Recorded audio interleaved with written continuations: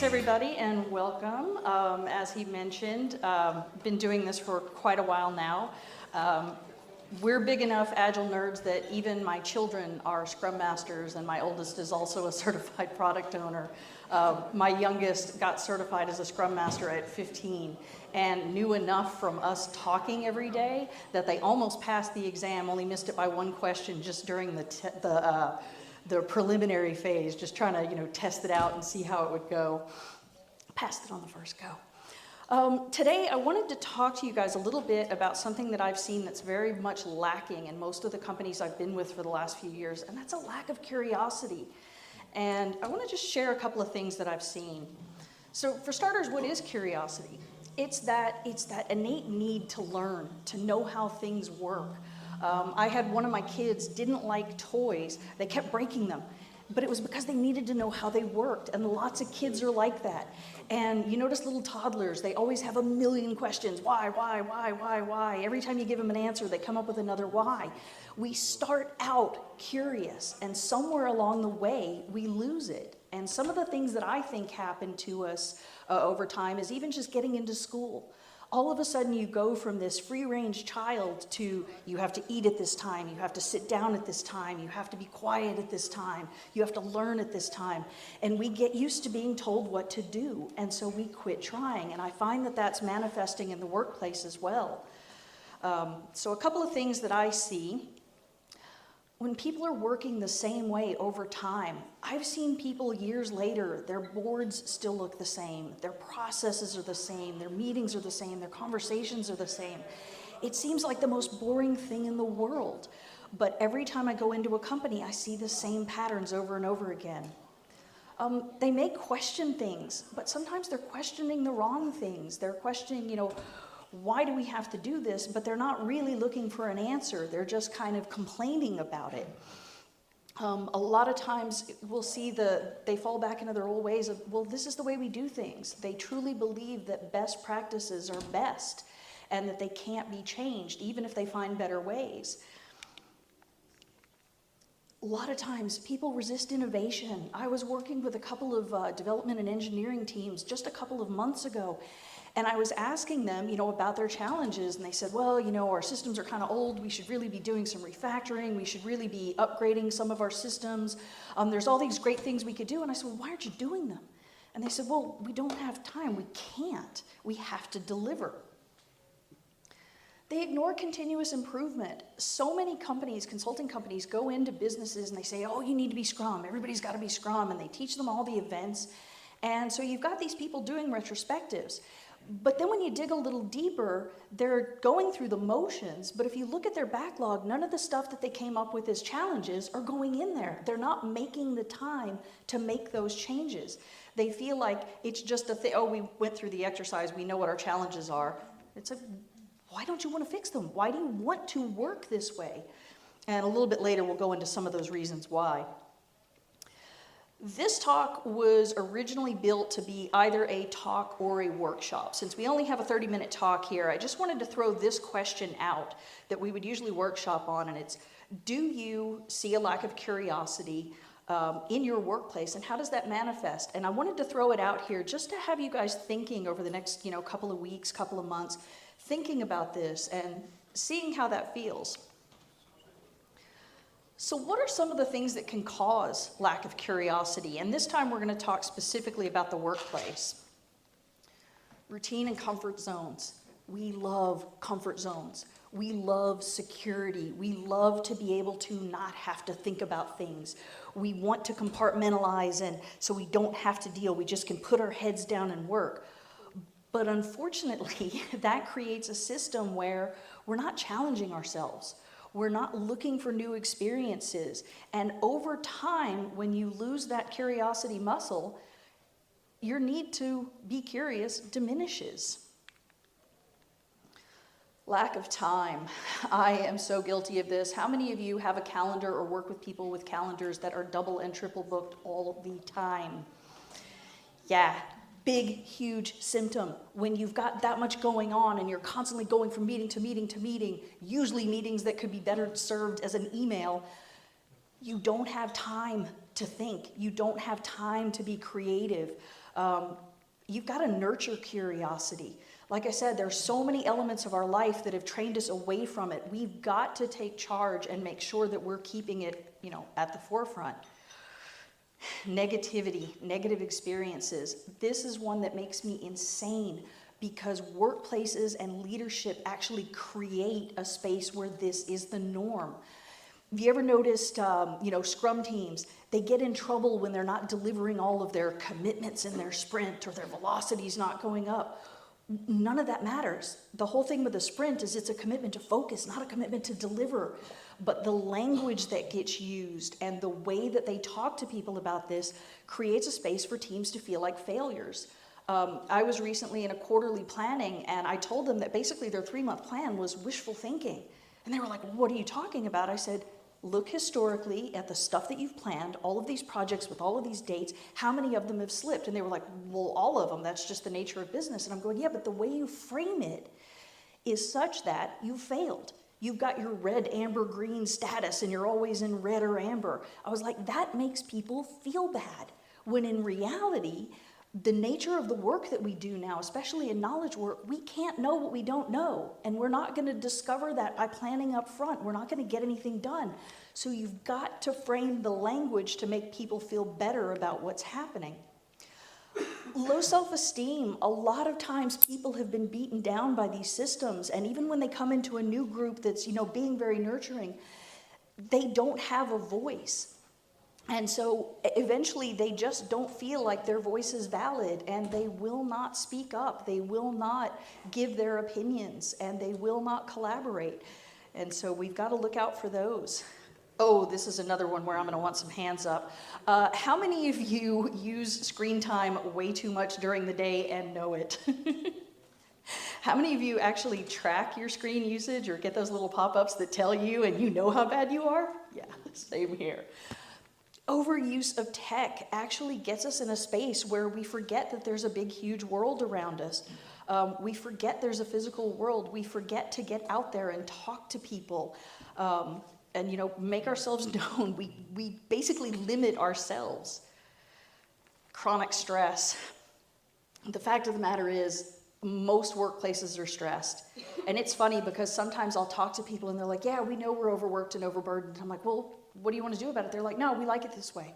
I actually had a manager say, if you take away my chaos, I can't function. And I'm like, but you could be productive, you could make more money, you could make people happy. And she's like, no, want the chaos. Don't understand. Culture plays a big role. Sometimes it's company culture, sometimes it's the culture where you live. They really look at conformity as a good thing. They look at following the rules as the best thing. And when you're dealing with that, individuals aren't going to step out and be curious. They know that that's going to make them, the bad guy. You don't want to be the bad guy. You don't want to be the troublemaker, unless, of course, you're a Scrum Master or Agile Coach, at which point troublemaker is exactly who we are. So what can we do to help foster curiosity? If you walk around in your workplace next week and you realize that there's a serious lack of curiosity happening, what can you do to help? Well, we can create a space where people feel safe to experiment. A lot of things that I've seen in companies that are really great is creating a place where people can talk about the things that they're going to experiment with, even with managers. So they're not doing it alone. They're not afraid of the failure because they know that they've got management backing for it. Being very transparent about what they're doing and why, and being able to show, here's what we think the outcomes are going to be, creates that safer space. But we have to do it for ourselves. We have to help our coworkers do it. Get outside. How many of you have gone out for a walk when you've had a challenging problem, and just by virtue of being outside, suddenly you figure it out? Another great one is you've got a problem and you end up on a Saturday morning figuring it out in the shower.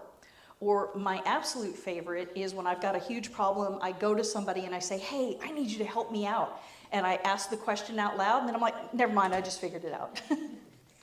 We've got to get in that space to let us have that time to be able to think. Encouraging people to learn new things. I cannot tell you how many managers I've talked to that say, no, I don't have time for you to be training my people on things. I don't have time to be getting guest speakers. We don't want any of that. There's no time for that. I'm like, but one of the things that we can do is we can create a roster of skills. Even when I was at Microsoft years and years ago, I started out as a front desk receptionist before I landed a gig as a developer.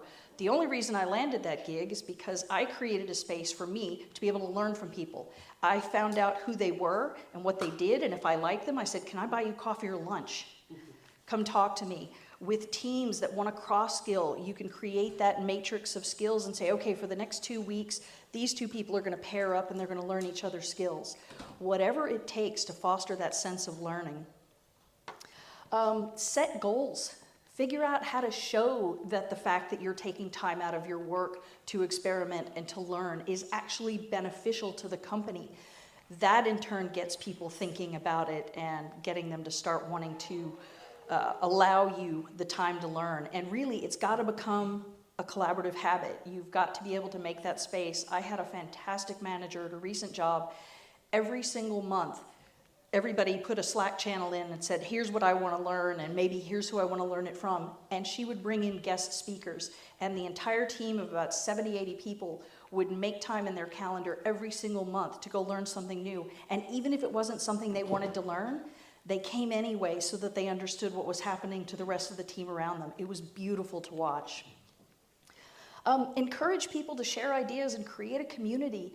One of my favorite things to do is I'll set up in any company that I go to, I'll set up an Ask Me Anything or a Lean Coffee session every month at the same time and just let word of mouth spread. I just send out the random invite, and it's funny because it'll start with 2 or 3 people. Then it'll be 5 or 6, then it'll be 20 or 30, and then after a certain point, we don't even have enough room for people, so we have to go to Zoom. It's a great way to make sure that people can move forward and keep learning. Praise the successes. So often, all we deal with are the things that we failed on. Oh, you didn't meet this deadline. Oh, we didn't get this thing out. Oh, this project was late. That all happens.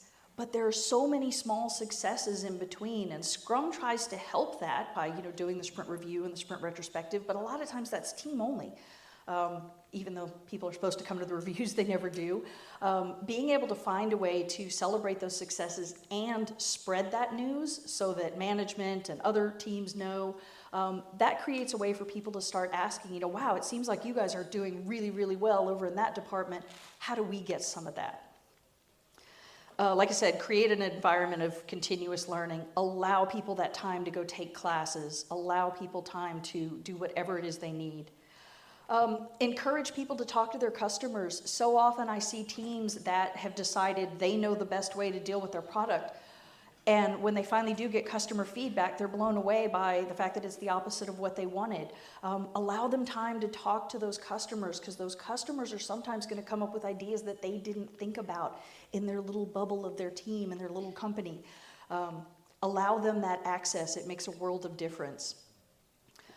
Encourage employees to go to meetups and conferences and network. It doesn't matter what your role is. There's a conference for it.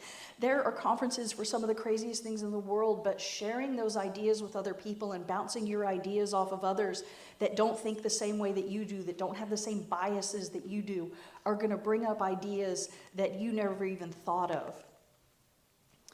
Like I said, foster that sense of continuous improvement, getting everyone in a company to understand that you have to keep moving and evolving.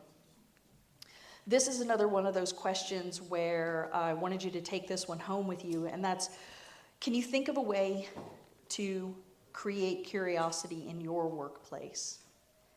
And then the final question I wanted to leave you with is, what will you do next week to inspire curiosity within yourself? And that is how you connect with me.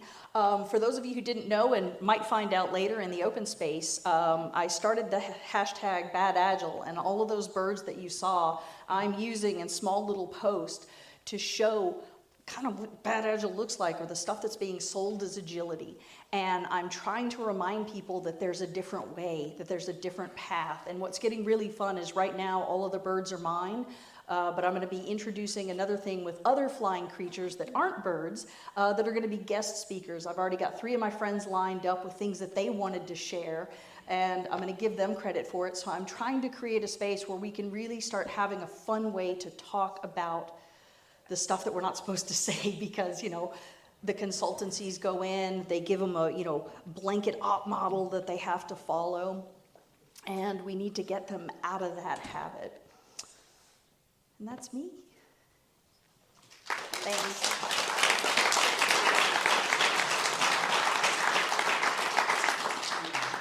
Did anybody have any questions or anything they want to share about what they've seen in their workplace, whatever it is?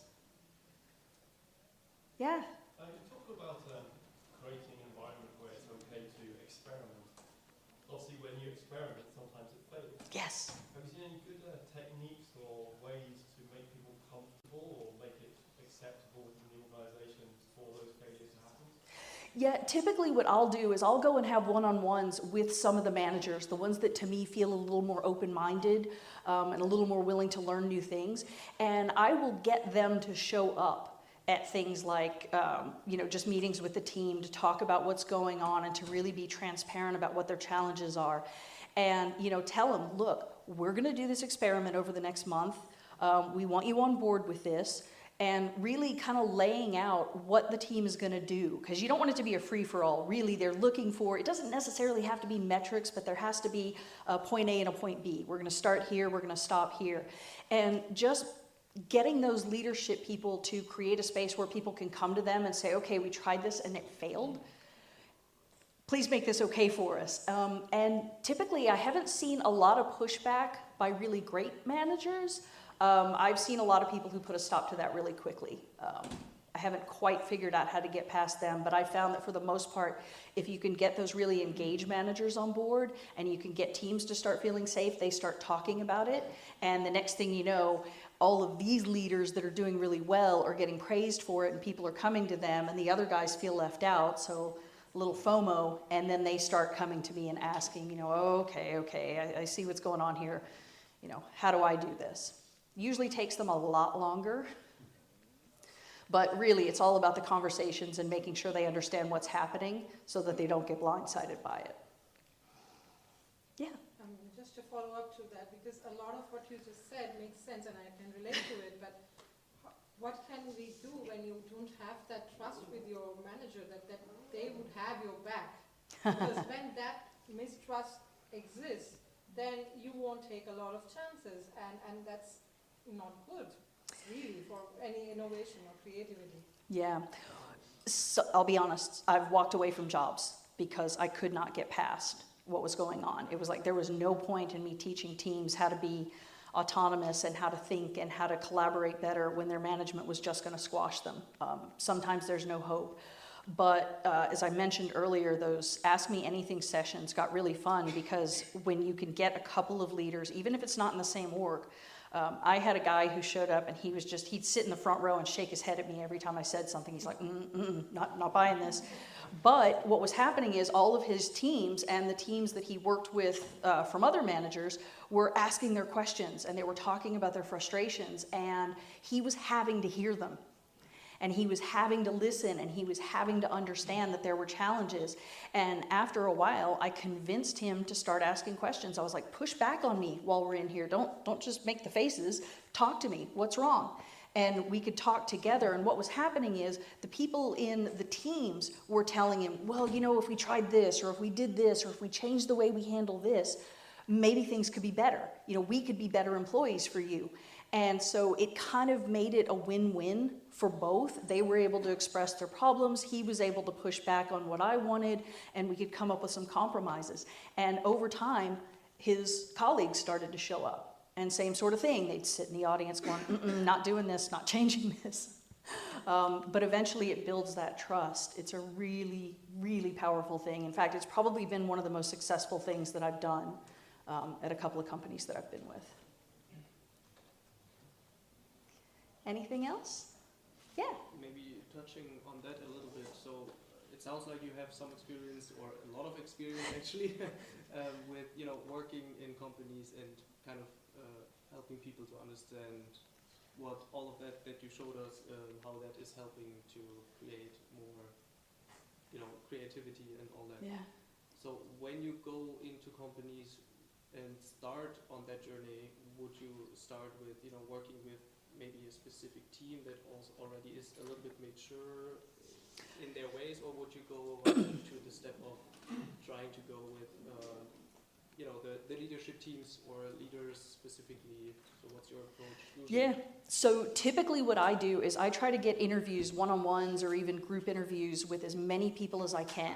And part of that is I put out an open invitation, and those leaders that show up and say, yeah, I'll spend a half an hour with you, those are my targets. And same with employees. It's not always just the Scrum Masters. It's the really disgruntled developers who are like, can you help me with this? Because this is driving me crazy. I typically will do an assessment. I'll get a feel for where they've been and what they've tried, what's been frustrating, what are the things that keeps the leadership up at night, what are the things they would change if they could, wave a magic wand and make, the top 3 things go away to make their jobs easier. And I get a feel for who they are, and then I start introducing certain concepts. And sometimes it's at the team level, sometimes it's at the portfolio level. Just really, honestly, it depends on every single different team. But I go and look for the people who are open-minded. I look for those people that are curious, and I get them on board first. Thank you. Somebody else have a question too? Yeah. Well, you said go outside, meet people, talk to this and that, and in that way you will create more open environment. But what about if the people don't want? They prefer to sit here at home, work as far as they can, but not meet, even not willing to make a short call to the colleagues. Yeah, that's a tough one. There are a lot of people who simply don't want to collaborate, and it's really tough, especially over pandemic, over Zoom, when everything was like that.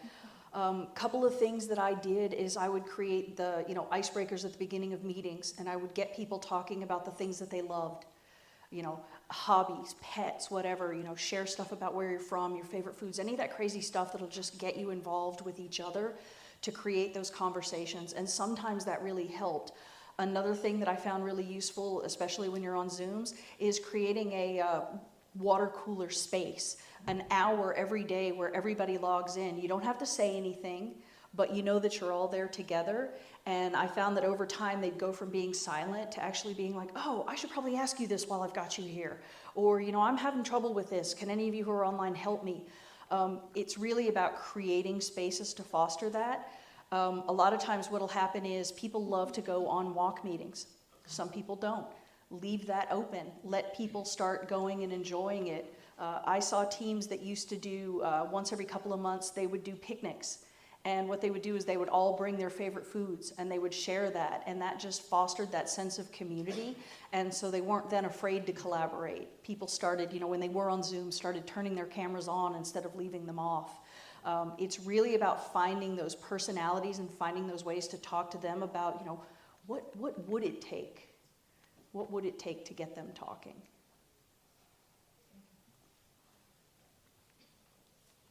Anybody else? Yeah. You mentioned Ask Me Anything. We had, or we still having Ask Me Anything sessions with our leadership.